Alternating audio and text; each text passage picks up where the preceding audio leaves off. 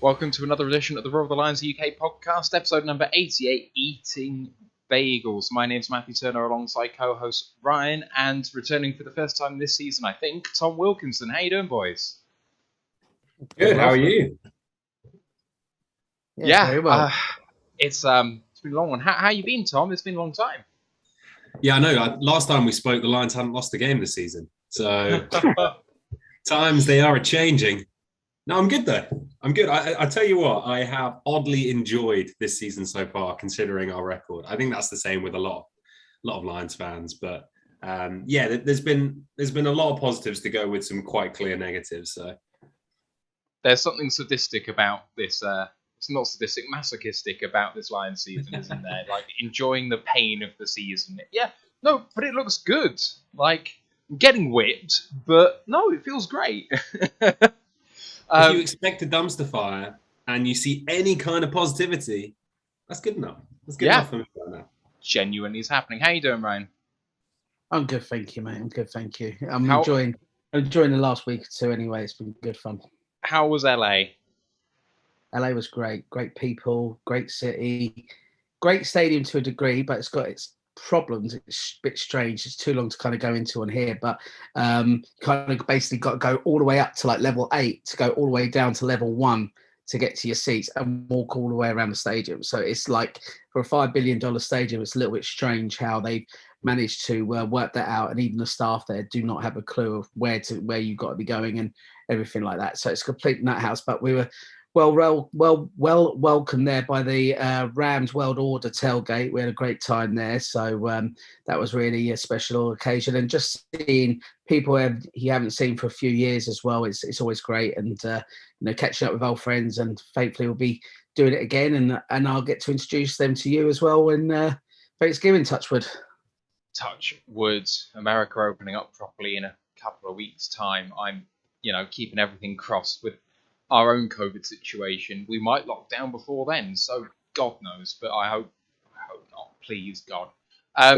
One thing I did hear about the SoFi that I thought was really interesting is that if you pay enough, they fence you off from the poor people in the stadium. Like, I found this really bizarre, but like, if you're in the cheap seats, you literally have like checkpoints in the stadium that you can't get past because it's like barricaded with guards or something like that. I was like, this sounds like a concentration camp of some kinds where football happens, so it was a lovely one, but it sounds a bit weird.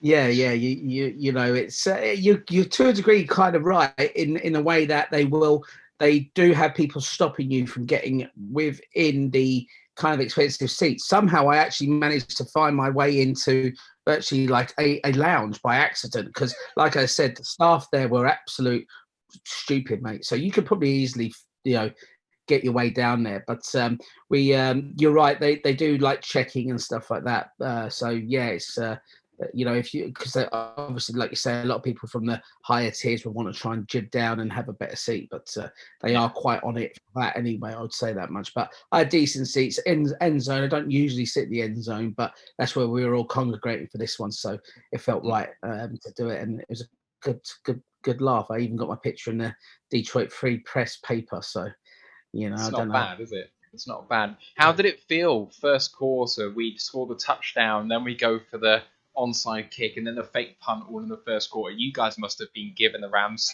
hell. Everyone. It was just, it puts a smile on your face thinking about it because it was so much fun. It was just, it was like watching Madden or playing Madden, and everything you do comes off. It's just like.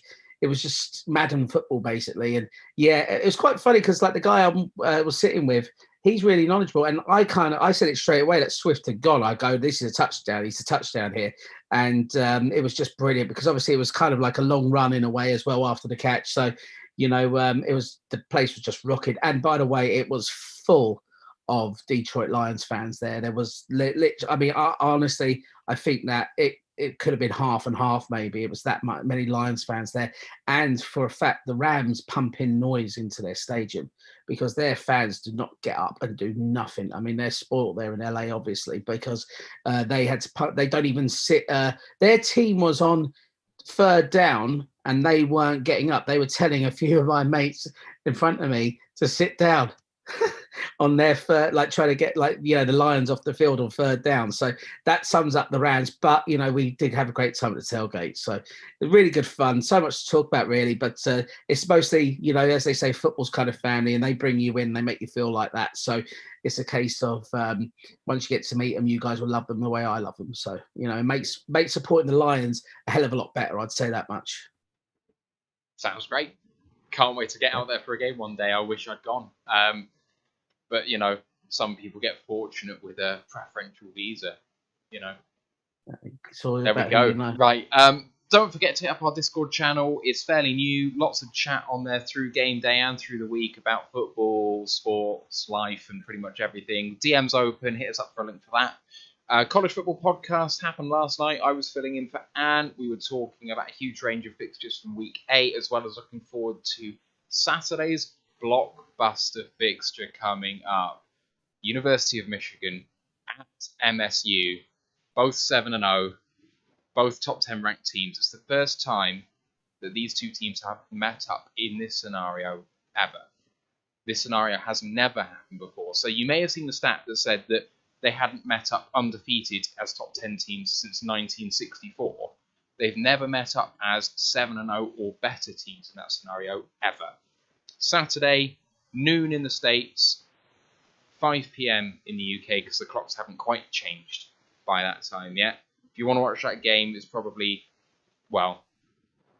it's the biggest game in Michigan this weekend, potentially, shall we say. But the second biggest game in Michigan this weekend is Lions-Eagles, and we're going to get into that in a moment. But now we'll go on to the news just for a second. Don't forget to like and sub on the video, on our channel, what have you. I won't bore you with that. Guard Tommy Crane has been signed from the practice squad to the active roster. Presumably he is replacing the move to injured reserve for Logan Stenberg, which came out of the blue. I'm not sure whether we've disclosed yet what the injury is, so that kind of came out of nowhere. Darryl Worley has been released from the main roster but re-signed to the practice squad, as has tackle Darren Paolo. MMQB have brought out their power rankings, and unlike everyone else who's ranked us 30 to 32, they've ranked us 18th in the NFL on their power rankings, and the theory goes, and I mean, go with this one, and I kind of like it. If you're not in the playoffs, you don't matter. Like, you're in the top 14, and then there's everyone else, the bottom 18. So from the bottom 18, who do you like for next season?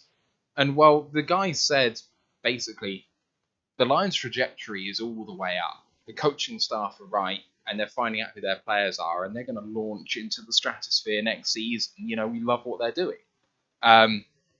Which is perhaps slightly insightful compared to shit winners team, 30 to 32. There you go. No thought required. So, it's an interesting one. And new news from today, Dave Phipp, the special teams coordinator, has contracted COVID-19. He's not necessarily ruled out of Sunday's game as yet, because we believe he's fully vaccinated, which means 2 clear tests and he'd be able to go, and he can do that Friday, Saturday, or Saturday, Sunday. But given he's got COVID on Thursday, it seems kind of unlikely, and there might be further consequences in terms of if there's any close contacts or everything else you have to, care about. The Lions have been one of the best teams in the league in terms of making sure that cases are isolated, so there is hope there.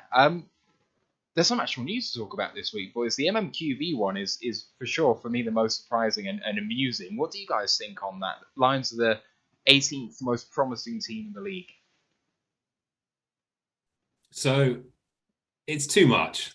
Let's just start there. As in, I love it, and I love what they're trying to do. And like I say, when you just see teams almost just in order of record, it feels like people are mailing it in with kind of a pretty shit paragraph just explaining where teams are in the season. So I like the fact they've done something different with it.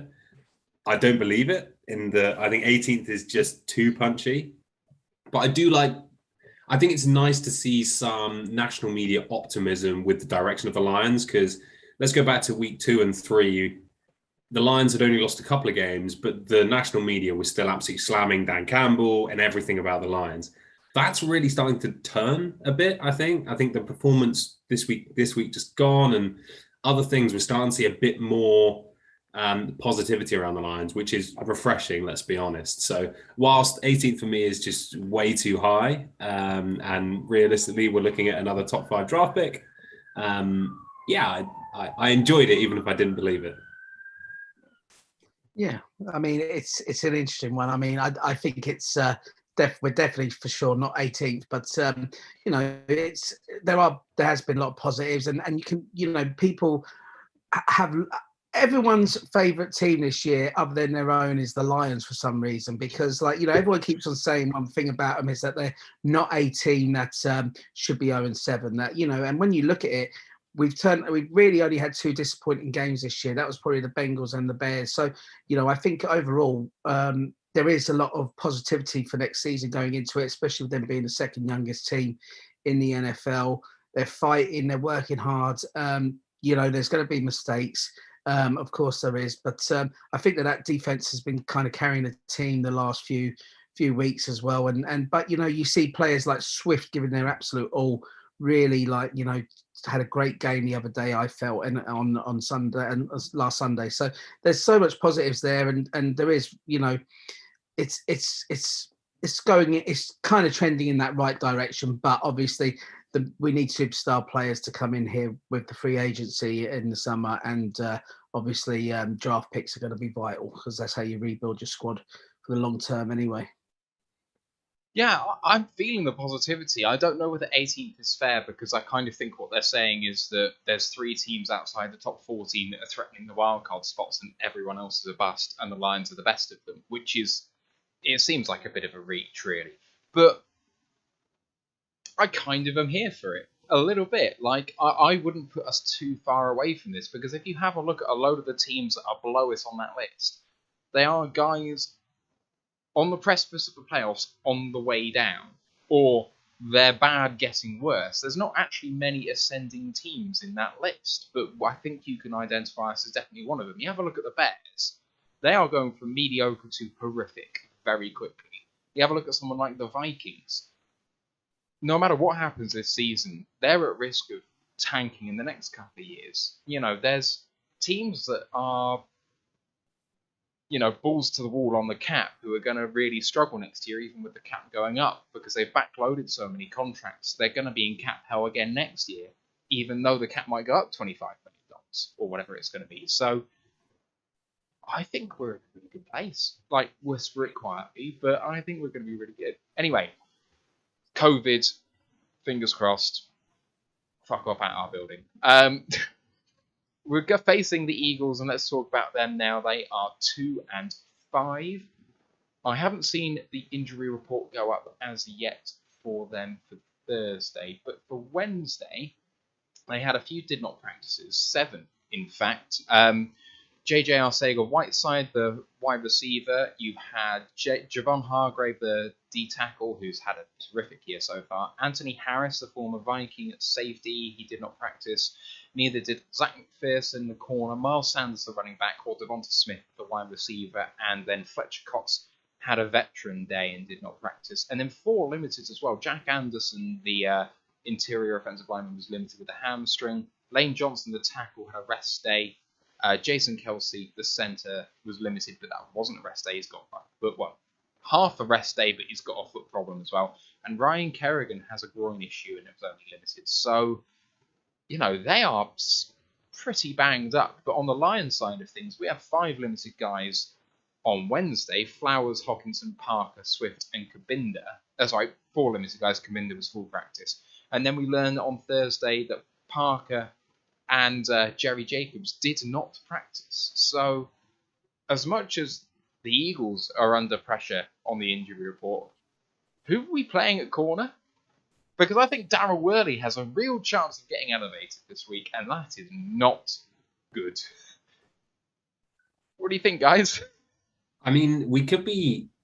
Is it Mark Gilbert who's the... Yeah, I mean, he could be in line for a start, which is...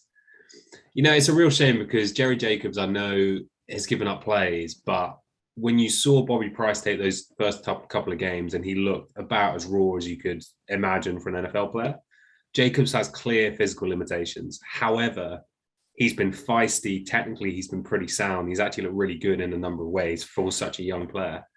It's a shame if he's going to miss out.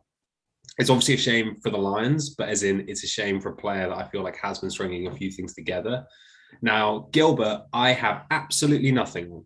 And where maybe that just means we manage expectations, and like if he does anything half decent, great. But I don't even know. I don't know anything about him as a player, to be honest, and therefore I don't really know what we can expect from someone like that. You guys don't know, and I definitely don't. So, we could move on from that one quite quickly. But yeah, I mean, it's always been a problem position, hasn't it? And unfortunately, and it's, I actually saw something saying that we're going to be probably like slightly picking up a cornerback if we get around the third pick in the draft. But, I can't even tell you his name, so there's no point guessing at that. But yeah, so it's always been a problem kind of position. I wonder with the trade deadline looming soon, will there be maybe someone that they go in for to kind of help us just get through the season? So because there's a few winnable games still left. I mean, a lot of people don't seem to think there are, but I believe there's a good chance we'll still pick up another 3 or 4 wins possibly here. But we're going to need personnel there to help them get there. So it's fingers crossed whoever comes in is ready for the task at hand and gets it done. Yeah, I mean, just to fill you in a bit on Gilbert, he was someone who, really kind of balled out in high school, as a lot of prospects do. He was the Cape Fear Area Basketball Player of the Year by the the Fayetteville Observer, apparently. He went to Duke. He was a top 40 national cornerback prospect. He had 18 tackles, 2 for loss, 2 pass breakups, and 12 appearances as a freshman, and then he was an all-AAC selection as a sophomore. He was 3rd in the FBS with 6 interceptions and ranked 8th with 15 pass breakups. And then he had severe injuries over the next 2.5 years, which basically meant he did not play another game. So showed great promise, and then really hasn't played a game of football in about 3 years. So, I mean, I think he related to Darrelle Revis. So should we just claim that he's Darrelle Revis and run with that? Yeah, it's Gilbert Island.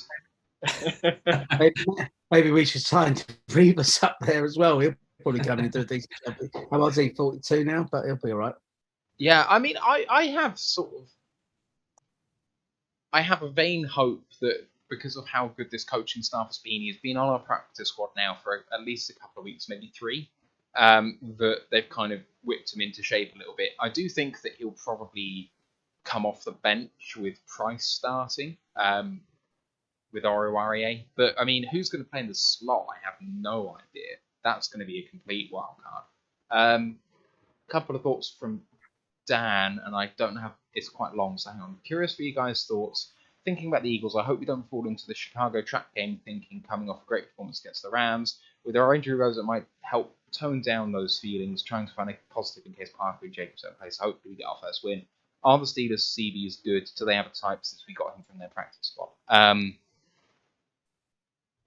can't really think of any sort of particular Steelers type, but he's only been, he was a 2021 UDFA, so I don't think the Steelers type really applies to him. He's not been there long enough to kind of absorb that mentality, I don't think. But he has the raw ability. You don't, come 3rd in the FBS in a college season for interceptions without having some raw ability. But, he's going to come with a shed load of mistakes, and that's, to be expected. So can Jalen Hurts and can this stable of wide receivers put pressure on that? I mean, Hurts is not shy from throwing the ball deep.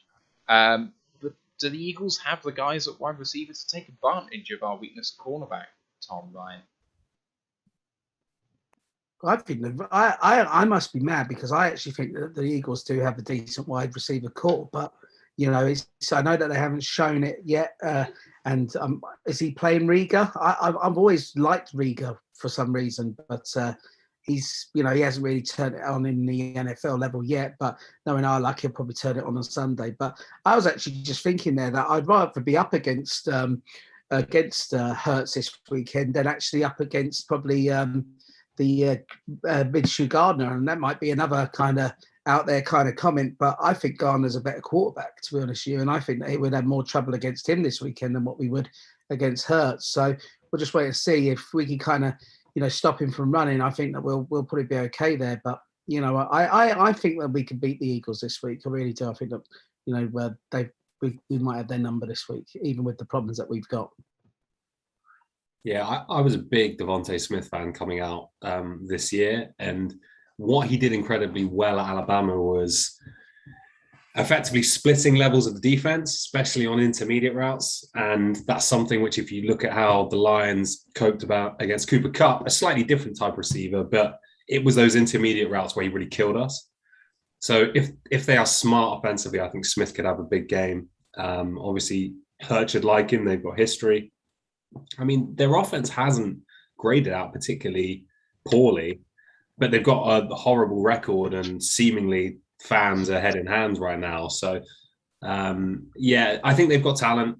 I think Goddard's going to be a problem as well. I'm sure we'll come on to it in a minute, but they definitely have the guys to go up against our kind of third choice, fourth choice guys starting in the secondary. Now, our system this year is slightly more helpful to guys on the outside because often you're playing two safeties deep, giving them a bit more help. But yeah, I think it could be a tough ride, and we need second level guys to really step up. So Anzalone has been brilliant the last couple of weeks. Barnes making a next step. Reeves-Maybin continuing some of his positive form, although it's been a bit hit and miss. Those are the guys, I think, if they have big games, we can shut the offense down. If they don't, we can get picked apart. Yeah, definitely. Sorry. Is it? I think it's kind of like amazing from what I saw. I think it's correct. It's something like the 27th ranked defense in the Eagles against the 28th defense ranked in the Lions, and then I think offensively it's something like 30th to the Eagles and 31. So I don't know how that's going to pan out. That's going to be an interesting one. Probably a 3-0 kind of game. Weakness on weakness game. Wide receivers for Philly, looking down the PFF grades. Top ranked player at the moment is Quez Watkins, who apparently is graded out very well, although I must admit I don't know a huge amount about him. I know he's bought a couple of touchdowns. I had Pro Football Reference up for a moment and now I don't anymore. So Quez Watkins. He was 2020 drafted. I remember watching him at the Senior Bowl. Remember watching him at the Senior Bowl. I want to say he was like a 5th or 6th rounder. He was kind of a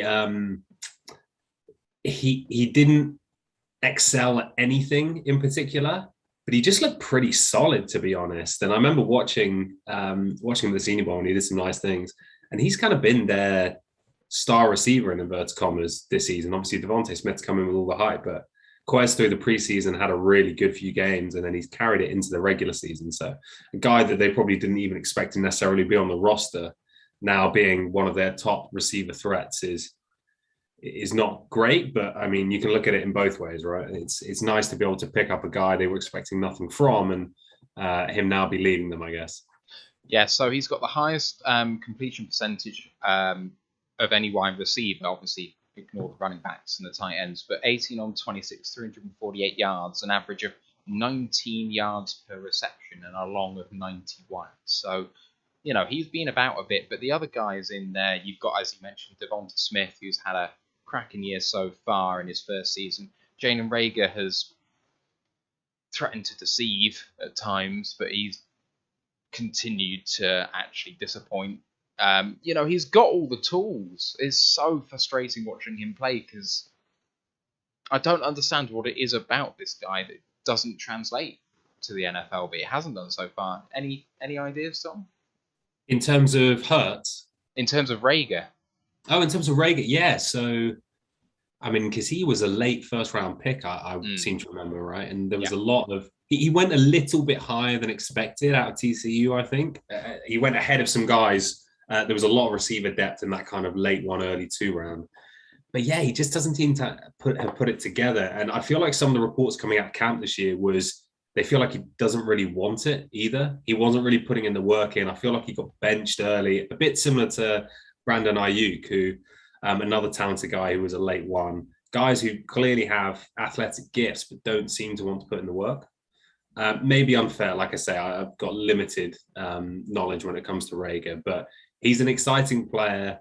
He's exactly the kind of guy that you've got to account for because he can take the top off the defense. So, yeah, he's a threat even if he's inconsistent.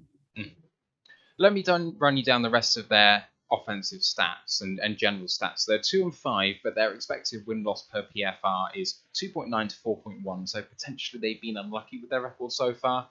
1,617 passing yards is 21st, 10 passing touchdowns is 19th, and 4 interceptions is 9th, so they keep care of the ball pretty well, despite Hurts' reputation for turning the ball over, and that's more in relation to his fumbles. 6.3 net yards per attempt is 22nd. In terms of rushing the ball, 817 yards is 14th, 8 touchdowns is 9th, and 5 yards per attempt is 4th in the NFL. So extremely efficient running the ball.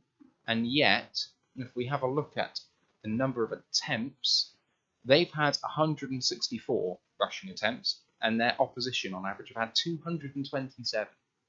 So, they are being outgunned on the ground in terms of attempts.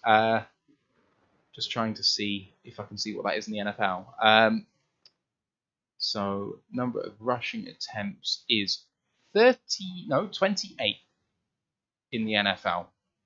And rushing attempts against is 32nd. So, for all you hear about the Eagles, and what I said last week is this is a bad matchup for the Lions because their O-line is generally good and their D-line is generally good.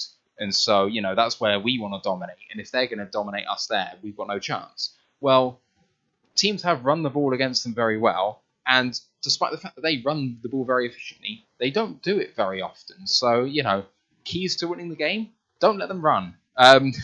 On third down, 34 of 85 is 40% for 18th, and fourth down, 4 of 12 is 33% and 28th. In the red zone, they're actually pretty good on offense. 17 of 24 red zone possessions end in a touchdown. 71% is 6th. Quarterback Jalen Hurts, 61% completion rate, 90 passer rating, 38.8 QBR. 14 sacks taken, that's on 5.5% of dropbacks, and rushing the ball, 66 attempts, 361 yards, 5.5 yards per rush, 5 rushing touchdowns, and an overall PFF grade of 79. Miles Sanders, I said before, extremely efficient in the ground game, and it runs through him. 63 attempts, 300 yards, no touchdowns, and then 19 receptions on 24 throws, 118 receiving yards, 6.2 yards per catch, and a PFF grade of 69.6. And then the other offensive weapons we've mentioned, Smith, he's got 406 yards and a touchdown and a PFF grade of 71. And Dallas Goedert, who a lot of people were kind of putting in that bracket next to Hockenson in the preseason sort of analysis, saying he's around that top 5. He's 18 of 24, 286 yards. That's 16 yards per catch, 2 touchdowns, PFF grade of 80. It appears clear to me that this team is being miscoached. You cannot run the ball that well and not run the ball very often. It's absolute madness. And it would take the pressure off Jalen Hurts, who, the world's being put on his shoulders and he's not quite performing yet. But what's going on, guys? I wonder how much of that is to do with game scripts in terms of maybe falling behind and therefore feeling like they have to throw it. Because I agree, when you look at their weapons, and especially a dual threat quarterback like Hurts, you've got to be running the ball more. Obviously, going into this week, I believe Miles Sanders is going to be out or is expected to be out. And so they're going to be running with Kenneth Gainwell. But I think it's going to come down to what they can get inside the tackles in terms of whether it's Gainwell or anyone else. And then also how well the Lions can contain Hurts. So without oversimplifying, if you saw what we did with the Ravens earlier this season, obviously Jackson was coming off a huge game and we managed to contain him, keep him in the pocket.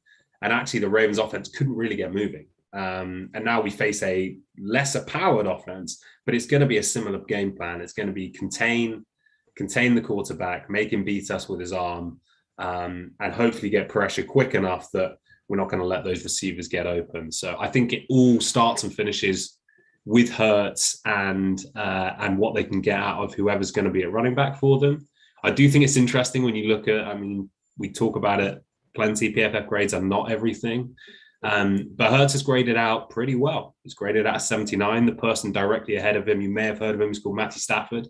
And I believe then after that, there's kind of guys who you wouldn't expect to be in this same kind of group as Stafford and others. So I feel like I've heard that Hurts is a disaster. He's going to be out of the league. They're going to be looking for a new quarterback, but you know, the grading doesn't necessarily agree with that, which leads us back to the coaching. And I think when we get onto the defense, there's a lot of fan question marks about defensive strategy as well. It's kind of interesting because, as you say, I mean, like you get people that don't believe in Hurts, and you know, I'm one of those. I am amazed that he's ranking as kind of well as you're saying he is, because I would have put him right down there. I kind of rank him in the bracket of like a Tua. I just don't see it with him at all. But you know, I'm not a believer of him. But you know, obviously, we're not watching the Eagles every week, so you don't get to kind of judge it as much. If it was obviously the Eagles teams of years gone by, then you're watching them virtually every Sunday on the NFL. But yeah, they've you know, I completely agree with how exactly what you said, that it's going to be about containing him, keeping him in there, and trying to get him to beat you with his arm, and hopefully that the wide receivers ain't on that day and can't beat you. Dallas Goedert's always been a good player since he's been in the league for them. You know, he took over the role from Zach Ertz kind of like effortlessly, realistically over the last couple of seasons. So that's no mean feat. And you know, I don't know. I agree. I'm not a believer in their coach either. You know, I think if you look at our coach, and is it Sirianni, is it, or something, their coach, or Yeah, he's Sirianni. no, he speaks some weird shit, man. He speaks some weird shit. It's he was talking about flowers and roots. I mean, you know, as if like, you know, you're in kindergarten or, you know, primary school over here. You know, it's like, what the fuck you on about, mate? We all know how, you know, like, but I'm just not a believer in him either. And, you know, I know that like our coach himself gets a bit of stick, but I'd much rather have Dan Campbell than him. So, yeah, I think as mentioned by Tom, the game plan is similar to a degree to the Baltimore Ravens game, where, you know, they haven't got as good as defense as the Baltimore Ravens. They haven't got as good offense as the Baltimore Ravens, and they definitely don't have a better special teams than the Baltimore Ravens. So, you know, if we can push them all the way for them to get another record-breaking field goal to beat us, then this one should bode well, because they should take a lot of confidence out of that game. Obviously, we've got issues, you know, in the backfield and everything, but I think that this is a winnable game without a shadow of a doubt. And I think, to be honest with you, they should be really expecting to win this one, especially at Ford Field this Sunday. So we need it, especially, is it the bye this after this? So we need to get that W, man, and we need to kind of start feeling good, because otherwise it can really start to drag if we don't pick it up, because 2 back-to-back away games in Pittsburgh and Cleveland are never easy. So you know, we've got to really start getting a move on and getting this W this weekend. I don't know. I fancy us against the Steelers, but that's for another day. One of the things about the most recent game that Philly had away in Vegas was that they went ahead early. 4 minutes into the game, they went 7-0 up. And then exactly 3 quarters later, they'd scored their next points, having conceded 30 straight. So, you know, the game ended 33-22, but they entered the fourth quarter 30-7 down. You know, this is the sort of thing, is, as much as we've heard about Stat Padford all this time, like, apparently Hurts' touchdowns, running, passing has all come kind of in garbage time, and we've been used to that sort of accusation. But I don't know. I like Hurts in that I think he's a more talented Drew Lock. Like, that's sort of his range to be upper second round guy who's a bit boom and bust, but his floor is quite high. I think he's going to deliver you wins because he can win on the ground, and you have to account for that, and that opens up other things. I mean, I think he's perfectly suited to that sort of run-pass option stuff that Philly used to run back when they won the Super Bowl 4 years ago. So I think it can work, but you need the right coaching in there, and you're hitting the nail on the head around with Sirianni. I don't know what he's on about. Like, it struck of desperation of a move that they were making for a year, and then if they had to can him after one season, no one was going to grumble particularly much, especially like Cully in Houston. Just a fool guy for a bad year where they're going to rebuild and come back stronger out the other side. So that may be totally unfair, because I think people thought that of Detroit too. So, I haven't watched every press conference Sirianni's given, but I feel like I've seen enough. I don't want to watch him anymore, I know that. Let's move on to their defense. His opening press conference when he I know it's not easy and nerves can get the better of anyone. Even just doing this at times can get nerve wracking. But it's one of the I remember his press conference when he joined, and it was like, Jesus Christ, man, this guy needs some media. It was basically, it was no different to when kind of Frank Reich got the job in Indianapolis, but the only difference is Frank Reich could show that he could coach from the off. But it's he didn't know how to talk to the media or anything. But I mean, obviously, it's not for us to kind of judge the Eagles in that way. But I just don't get it. Every time I see him talk, it kind of reminds me of me. He doesn't know what he's on about. He makes up as he goes along, what I mean? Dear. You always put a smile on my face, man. Let's move on to the defense. They've given up 1,594 passing yards. That's 18th in the NFL. 14 passing touchdowns is 21st, and 6 interceptions is 11th. So they don't give up much through the air, and they do take the ball away from you, led by Darius Slay, of course. Net yards per attempt, 6.5 is 18th. So, they're not giving up particularly long plays either on average. Against the run, though, this is really interesting. 931 rushing yards is 29th in the NFL. 8 rushing touchdowns is 23rd in the NFL. But yards per attempt is 4.1, which is 9th. So they keep teams to quite a low yards per attempt.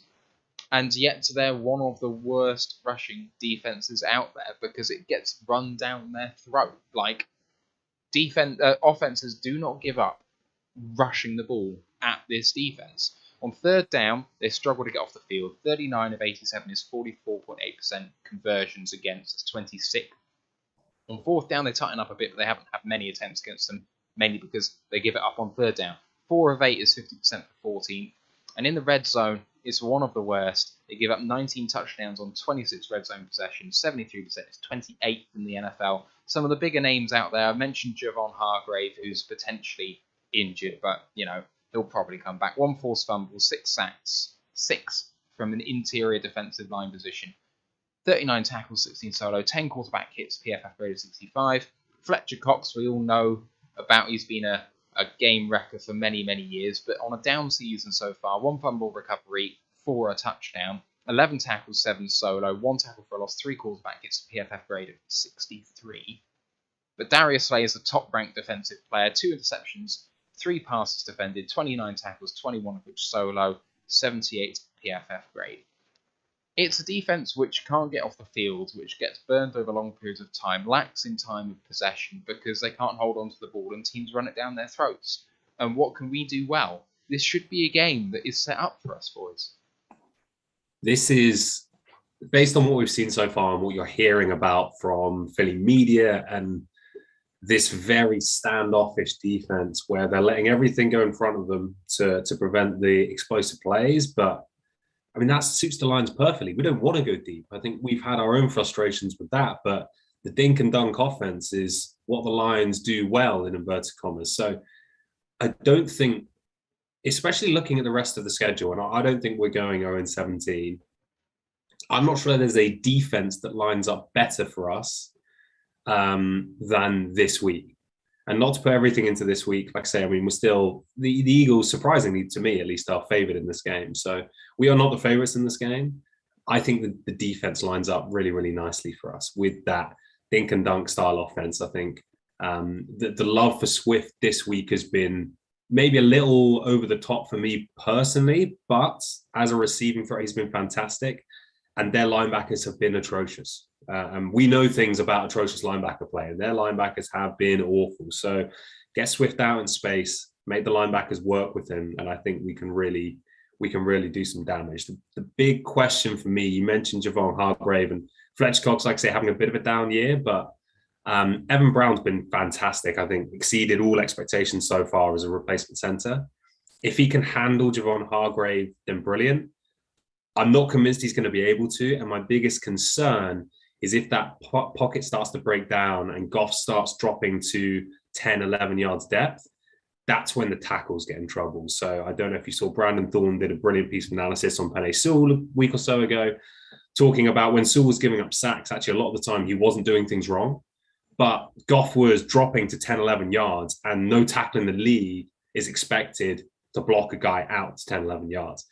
If we have Hargrave coming up the middle, heavy hands from the 1 tech and putting Evan Brown back, Goff not being able to step up in the pocket, that's where I think we get in trouble. If Brown holds up against Hargrave, I really think this is where we can have those 7, 8, 9-minute drives, score touchdowns. As you mentioned, their red zone defense is weak. And I think we can put it together. Yeah, I mean, I'll tell you one thing for sure is that one thing that was kind of eluding me from seeing it is that he does take a hell of a long time in the pocket. Goff, I was going to say cop there for some reason. Goff, he just what was the one of the last plays there in LA where it should have been an easy enough completion. I don't know if it was a 4th down or it was towards the end of the game. And he just took an extra step back or just took too long to get the ball off. So, obviously there is major problems. And if you take it too long, players like Fletcher Cox, who's been absolutely immense throughout his NFL career, he's someone that I've basically when you play Madden, to bring it back to Madden, you always try to trade for because he is just just my kind of player. I love guys like him, and he's someone that, every team wants to have. But I like Josh Sweat. I mean, I know he hasn't had the best season. Is he out injured or is he still available for Saturday and Sunday? Defensive end for the Eagles? I think he's around. Yeah, I mean, he was playing last week. Yeah, he's had quite a year, but I mean, I think he's a really good player. And obviously, Slay back at Ford Field for his first time. He'll have something to prove, and he'll be on fire no matter what on Sunday. So, but I just think that this is a team that we've got to beat, and I think that we can gas them out. As you say, we run the ball pretty well. The dink and dunk should come into play well here for us as well, especially when we've got really virtually no wide receivers anyway, so it kind of has to. And I think it's going to be one of those where they're going to go for it every time again on 4th down. So it's going to be an interesting day. Try and gas them out, get them tired, and hopefully take over in the last end of the 3rd to the start of the 4th and win the game. So this is my main question. Is you say he's going to go for every 4th down and whatever like this. And, he's kind of done that all the way through this year, but he clammed up against the Bears because I feel like he came into this game thinking, well, we should win this. So he got conservative. And I fear that he's going to go into this game thinking, we've got a shot here. So therefore, I'm going to play more sensibly. And really, he should just do the opposite and completely go for it. Like, we're 0-7. That's who we are. Don't worry about who's the other side. Try and win the game by introducing luck into the factor. Like, if you can't win by skill, introducing luck gives you a better chance of winning, and you do that by fakes, by 4th downs, exactly what we did last time. So, I think you should just go for it. I hear what you're saying about it being a good matchup, but part of me thinks that this Eagles team is just slightly better than we are, even if they're coached much worse. So, take a chance. But will he do that? One thing I think he made a mistake on the other week against because sometimes it's not always the easiest to tell, but when you're actually even at the game. But didn't he put Swift in on a couple of 4th down runs or 1 4th down run, and it was miles better for Williams to go and take it. It was a bit of a strange one. I don't know if Kabinda's back this week. Hopefully, they should have a couple of plays up their sleeve for him, especially in those kind of positions. But I think he's going to stay aggressive. You can't go into the bye week 8-0. I mean, it can't happen. This has to be a win this week. The Lions have to figure a way to do it. So they'll have plenty of tricks up their sleeve to get them out of sticky situations, I think. So they'll be gun-ho again. Just looking at the injury report, it's come out for the Eagles since we've been talking. Couple of interesting things. Miles Sanders again did not practice today. So that's absolutely massive. Another big thing, Ryan Kerrigan downgraded from limited to did not practice. Zach McPherson again did not practice. The rest of the guys were either limited or full practice. So JJ Arcega-Whiteside now limited instead of did not practice. Javon Hargrave was limited instead of did not practice. Anthony Harris the same. Lane Johnson upgraded to full practice, as was Jason Kelsey, Jack Anderson, Fletcher Cox participated in full. But a new entrant, Landon Dickerson, their centre, drafted first round top of the second? Yeah, top of the second, I think. Top of the second, limited with a hip. So that's going to be interesting, especially against our interesting assortment of nose tackles that we've got. So, I'm had an argument on our channel, Discord channel, about how good John Penasini's been this year so far. He is effectively splitting snaps with our new draftee, Aleem McNeil, and quietly is potentially having a better year than Aleem McNeil. Now, McNeil obviously has the higher ceiling. McNeil has pass rushing upside that John Penasini doesn't, but I think Penasini's been more effective on the ground. He's actually shown a little bit of pass rushing upside that we haven't seen from him before. So, no centre for the Eagles if Dickerson continues to struggle is going to be an interesting matchup, especially when they're running the ball so much. And if Miles Sanders isn't available to go, then my fantasy side is going to see a boom because I think they're going to run with Kenneth Gainwell, who is a 2021 draftee as well, I think, who's actually had a good year so far. So, yeah, rookie out of Memphis, but more of a pass catching guy, I believe. So probably less of a threat there. I mean, if Dickerson's out, it's definitely it's a knock to them because I believe they're playing Kelsey at center, Dixon left guard, and then Mailata at left tackle, who we should shout out because international player pathway, absolutely love what he's doing. So amazing there. But Kelsey's amazing that a 7th round pick gets as much money as he got, right? 6th or 7th round pick? Can't remember. Yeah, 7th round, and also again, slight sidetrack. I don't remember if you remember Mobo, Moritz Spurringer, picked by the Vikings in the 6th round. There were questions behind the scenes as to how legitimate that draft pick was, given the buzz around it and obviously expanding to international markets. There was no favorable treatment when it came to Mailata. He was on the international player pathway. He was a legitimate draft pick. And now he's turned it into a $10+ million contract a year. So absolutely incredible from that side. He's a beast in the run game. Ex-rugby player, 6'8", 330, just a monster. So you've got him, you've got Kelsey at centre. If Dickerson's out, I worry about that left side of the line getting pushed. So if Dickerson is out, that's a good thing for us, hopefully, to send some of our interior rush against their replacement left guard. So let's talk more specifically about the matchups. Their secondary, led by Darius Slay. Dan asked, does he get a pick? And if yes, who's he picking off? Which I think has been slightly facetious. But more widely than that, you've got Avonte Maddox, who's also had a great year in their secondary. They've got Steven Nelson, who we know has had a good career to date so far. But as you said, their linebackers have been really poor. If you have a look at our wide receiving core, it's not exactly set the world on fire, but you've got Raymond coming off a career day. First time he's got over 100 yards in a game and actually looks every part of the player that we hoped he'd be when he came over, that we were told he could be, but he'd never shown it before. And Goff actually trusted him. Can we get the ball to him?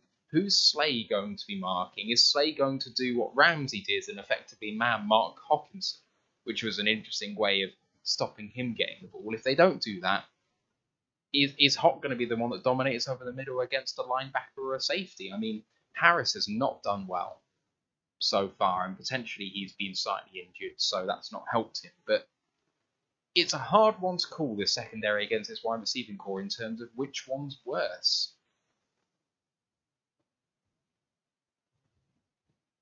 So, I mean, talent-wise, they're so far ahead of our receivers, right? But to your point, Harris hasn't put it together at all. Big free agent signing. He's been pretty disastrous, to be honest, on the back end.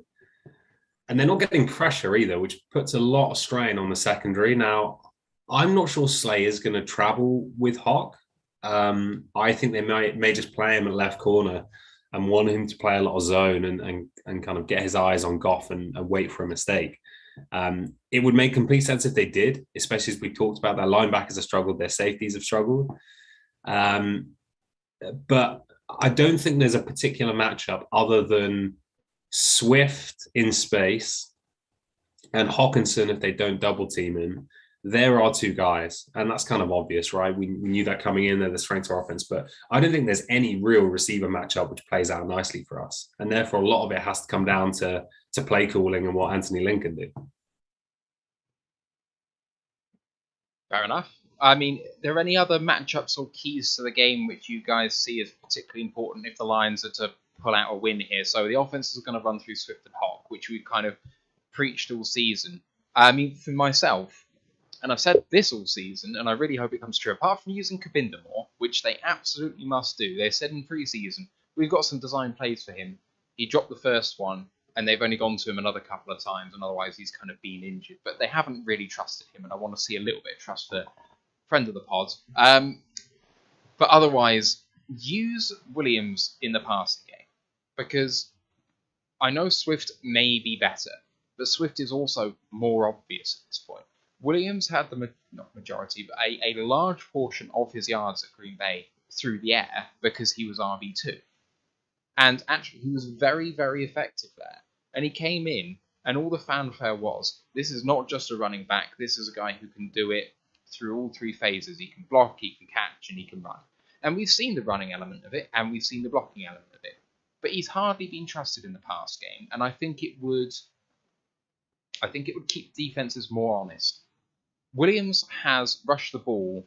So in the last game, he had 20 snaps, and on those 20 snaps, he ran the ball 14 times. So 70% of the time he was on the field, he ran the ball. And 50% of the time, that was between the A gap and the B gap on the left-hand side. So, 35% of the time he's on the field, that's where the ball's going. And the rest of the times, it's between tackles. He doesn't really bounce it outside. It's predictable. And, this coaching staff on the Philly side is not particularly good. But are we crediting them with being absolute fools? I don't think so. It doesn't take a genius for this to work out, because I'm talking about it right now, and the stats are there, and this is the sort of thing where I don't think the stats particularly lie. We've seen Williams, and everyone's coming out thinking, well, this guy's a power back. And it's like, but he's so much more than that, and we've limited him. So keep the offense, their defense, unbalanced by being less predictable. And we did that on special teams. And we did that with a couple of other facets of the game. But our base offense is still as predictable as it ever was. So keep defenses off balance, run the ball, stick with Williams a bit longer. 20 snaps on the field to Swift's 52 is not as balanced as I'd like. What about you guys? Keys to win or things you'd like to see? It'd probably be nice to just see them actually, kind of basically tire him out. We've really just given him, in a way, maybe the lion's share of the runs this week. It just really give him, giving the ball. Technically, as you say, that we're kind of, quite predictable in what we're going to do. So let's just do what we're good at and get him the ball in the positions where he can make a difference. So I don't know. I think it's going to come down to Williams, and it's going to come down to Swift again on Sunday. So, just give your best players the ball and hope that they can make something happen. It's a good O-line in front of them. So, just make sure we just hammer it down their throat and get them knackered and hopefully wear them out and get them off the field, because like you say, they struggle on third downs. Unfortunately we do as well. So, it's going to come down to those third down kind of plays and getting your best players the ball. So it's either him, Hawkinson, or Williamson, Swift, Williamson, and Hawkinson. They're going to be getting it, let's be honest, and just use them as much as you can. And just, they've got a week off after, so let's just hammer the ball with them and just try and grab out that win, grind out that win. especially if we get up in the game. So I feel like I saw on the broadcast the Rams game, it was the first time that we had the ball with a lead, I think, all season, which is kind of hilarious. But if we are in a situation where we do have a lead against the Eagles, I think that's where you start giving Williams the ball. I mean, he was barreling through guys inside the tackles when he does have the ball. I think when we're chasing the game, Swift is obviously a stronger receiving threat, so I get it more. But yeah, I would like to see more of it. Another guy who, this is my under the rated revenge game. So everyone talks about Slay, although I've really Slay was my favorite Lions player when he was there. This is a Slay jersey, so I'm glad that it's all relatively amicable with him coming back. He said lots of nice things about Detroit, etc. Underrated revenge game is a different Williams, Milton Williams. Do you remember in the draft this year? So the Eagles were picking up whatever number and they traded out with the Lions, thinking that Aleem McNeil seemingly was going to be there a few spots later because we'd already taken a tackle. We go and take McNeil, and there's that wonderful piece of video footage of just like the most negativity you've ever seen in a draft room when they go and take Milton Williams instead. I would love it if Milton Williams took that incredibly personally and just went on a bit of a solo rampage this week against the Lions. I obviously don't want him to do too much damage, but yeah, underrated revenge game for a guy who has been pretty awful so far this year, but talented guy out of Louisiana Tech as a rookie. It'd be a funny story if he does turn it up this week. I think I remember that. Wasn't that when they they'd done like the high fives and is it Harry Roseman or whatever? And that one of the old boys is there going like that, like, you know, at the camera or something like that. Yeah, Roseman's going around trying to high five everyone. Everyone else is just like, go away. It's like that annoying guy at a party. You're like, just leave me alone, bud. I don't really like you. Get away from me. Yeah. I mean, all I remember about Milton Williams is his RAS score was off the chart. I'm trying to find it now, but it was a crazy athlete. He has a 9.96 RAS score. His weakest thing was his height. He's only 6'3". But he was ranked as a defensive end, and I think he's more of a D tackle, at least at this level. He has a 6.963 cone as a defensive end, 4.33 shuttle. He runs a 4.67 40-yard dash at that weight with 284. He has a broad jump of 10'1" and a vertical of 38.5. So the guy's mad. 34 reps on the bench as well. Like, he's a mad athlete, but it hasn't translated so far this year. He's seen limited snaps, and when he has been on the field, he's not been particularly good. So I think you're wrong. I hope you're wrong, Tom, but I can see it. I can see it for sure. Dan has just chipped in saying that he'd love to see a bit more Swift and Swaggy on the field together. Careful, you're going to trigger SW Lion coming into the chat.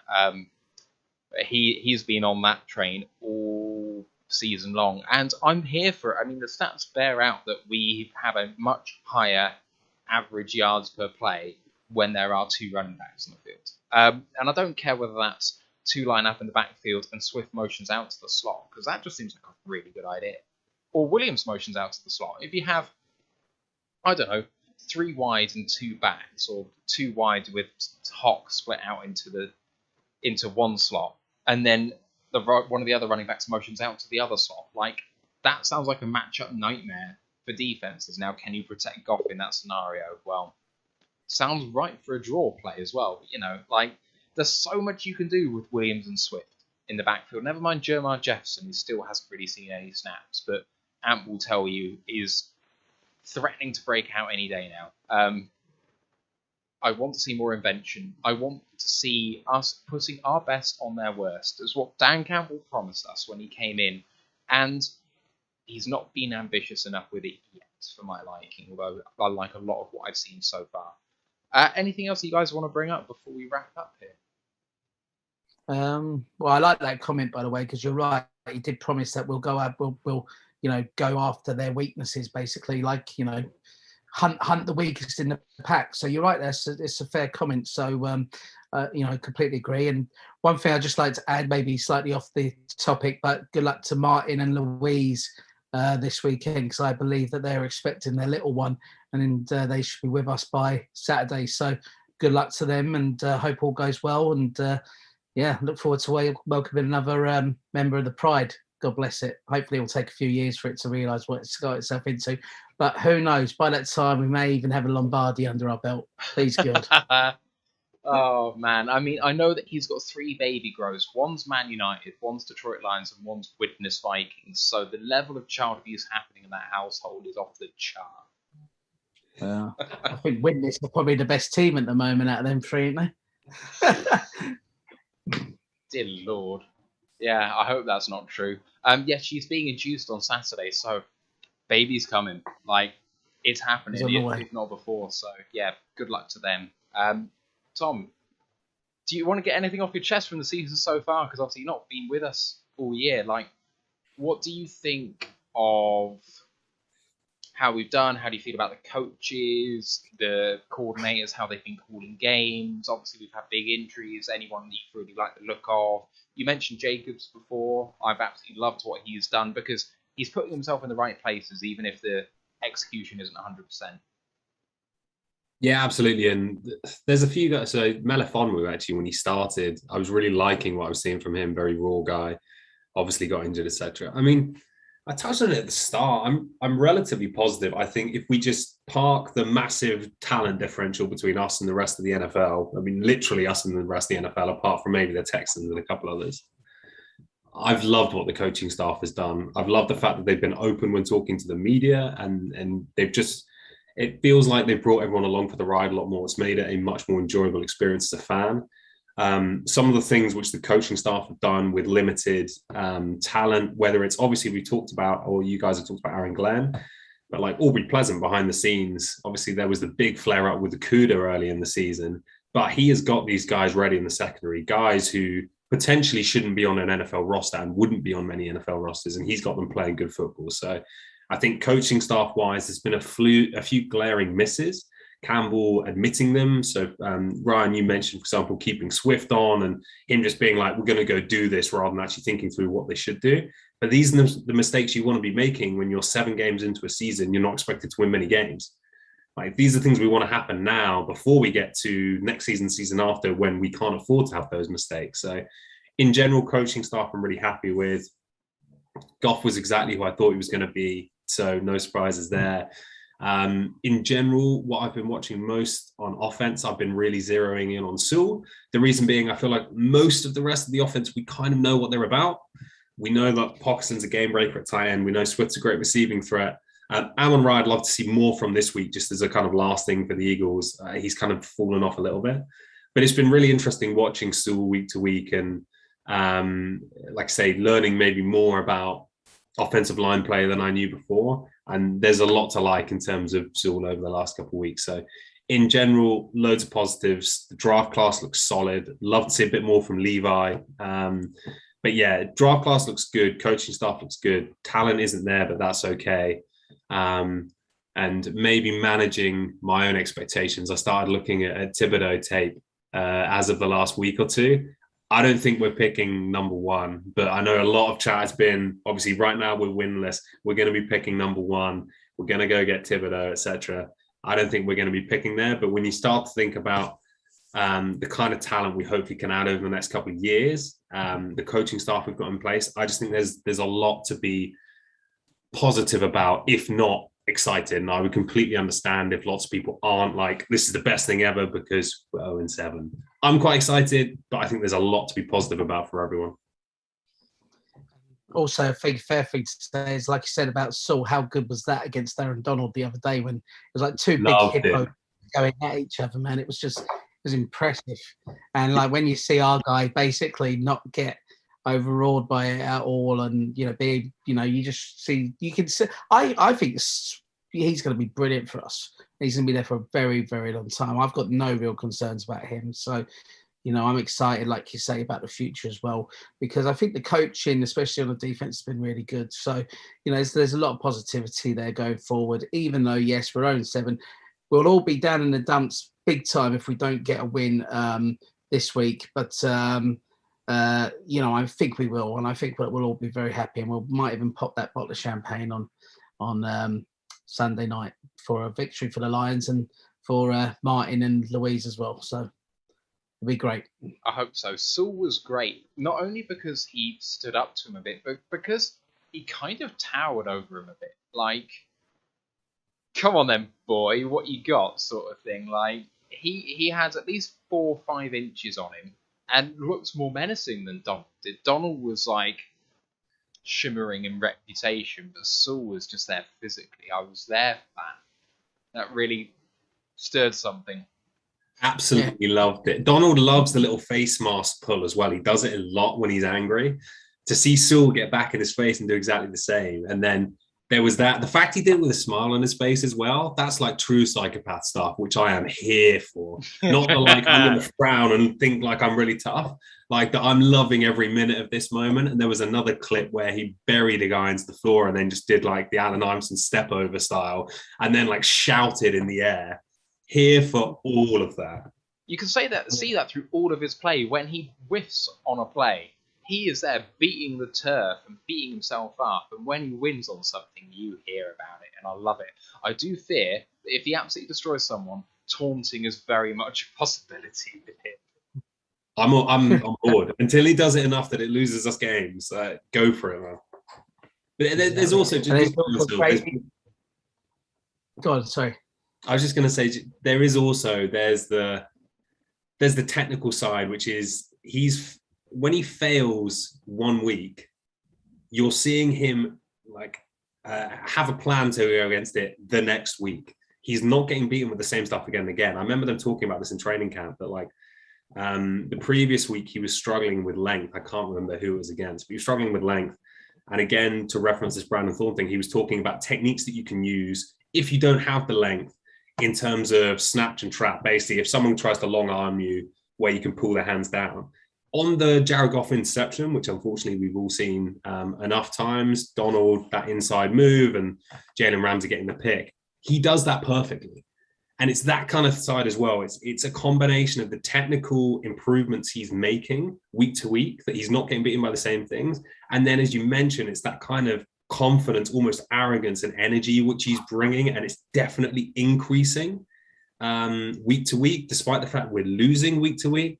That's what gets me really excited and that gives me confidence that the Lions have lost 7 games, but this isn't one of these, the players are hanging their heads moments. I'm seeing the players get more confident, even though we're losing games. And that, for me, is a massive difference to just kind of our record, which is easy to look at and be like, oh, everyone's throw the towel in. We're going 0-17, nothing to look for here. No, the players are on board and the players are getting more confidence. Dan's just said on Twitch, he did it on the next play against Trey Hendrickson in week 6. I don't remember the play, but yeah, no, that was Hendrickson was basically getting the best of him a little bit, and especially with a long arm move. And then I can't remember if it was Floyd or whoever based on the outside tried exactly the same move, snatch and trap, and basically it's just where you pull the hand down and put him in the dirt. And it's that kind of thing week to week, which is where, and there's still going to be mistakes, but that is fine. It's rookie year mistakes, not a problem at all. The point is he's getting better and he's getting more confident. And like I say, it's so fun to watch him bury people, and even more fun then when he's kind of up and howling to the sky afterwards in excitement. So definitely. You were going to say something, Brian, before. I don't know if you remember what that was. No, I think it's kind of past now. But I think what was great about it as well, as like you say, is like, you know, he's a man already, I think, in a way. Like, you know, he's just going to get bigger and better and stronger. And I think it was it Big V and Jackson were standing around in the clip, and they were just letting him kind of get on with it with Donald. And then, like, you know, like obviously when people started to run over close to it, they were like, yeah, okay, all right, lads, leave it alone now. But they were more than happy for him to look after himself in that situation. It wasn't a case of, oh, these two kind of, you know, more veteran guys coming in to help the young rookie. The young rookie was good enough and big enough and strong enough to take care of the situation himself. So, especially against the best defensive player, if not the best player in the whole of the NFL. So, yeah, it was great. And like you say, the improvements are there to be seen week in, week out. And he's going to be a leader for us for a very long time. Definitely someone that we're going to be building this franchise around. So you can definitely see why Brad Holmes was so excited a little bit more each week when you watch Saul play. So it's great. I mean, I just love how this O-line's been playing. I know that they are conceding kind of record pressures in the passing game, and that kind of sucks. But Jonah Jackson against LA had his best game as a pro. Halapulavati Vaitai had his best game as a Lion against LA. You already mentioned Evan Brown at centre. Matt Nelson had his best game as a pro against LA. Like, team is ascending. And I hope we continue to see that through the rest of the season, regardless of results. Keep getting better. What was it they said before the season? 1% every day. 1% every day, and we'll get there eventually. By the time we get to next season, I mean, we're going to win the league, obviously. So, any final words, boys? No. All right, let's wrap this mother up. So, next episode is on Monday, 1st November. It's the Eagles review show. As I mentioned before, there's Michigan at Michigan State on Saturday, and on Wednesday is the Royal Lions College Football Podcast Week 9 review. I'm sure that's going to take centre stage no matter how it goes. And go Cyan, as I say, because we are neutral on this podcast, despite the fact that Ryan said go Michigan State yesterday. This podcast isn't taking a view on this game for fear of hate from Go Blue or Go Green guys. So go the state of Michigan. That is not affiliated to Michigan State. May the best team win. Sorry? May the best team win. Right, absolutely. It's in Michigan State, and they've won 7 of the last 11. They won the most recent one. They have the better passing game and the better running game, potentially. It's going to be hard for Michigan to win this one, despite the fact that they're favourites. It's going to be a crazy game. Anyway, watch party for Sunday's game will be on Discord. It's starting at 4:45 in the UK. So clocks go back in the UK on Saturday night. Game starts at 5 p.m. Join us on Discord, chat with us along with the game. 12:45 as normal, ET in the States. Socials, Royal Lions UK, YouTube, Twitch, Facebook, Instagram, Twitter. Like, subscribe the channel, and whatever you can do to help us out. Much appreciated. Facebook group for Worldwide Fans run by our very own Ryan. Is Detroit Lions Fans UK 1 Pride Worldwide. On the web, royallionsuk.com. Rate us 5 stars on Apple Podcasts. Love you forever. Give you a shout on the pod. Otherwise, just remains for me to thank my co-hosts, Ryan, Tom. Great to see you, man, for the first time this year. I hope the Thursdays are no longer a nightmare for the rest of the year, and we'll have you on again soon. Otherwise, I'm Matthew Turner. Thank you to everyone for watching, for listening. We'll see you next time. Let's go Lions, one pride. One pride. On pride.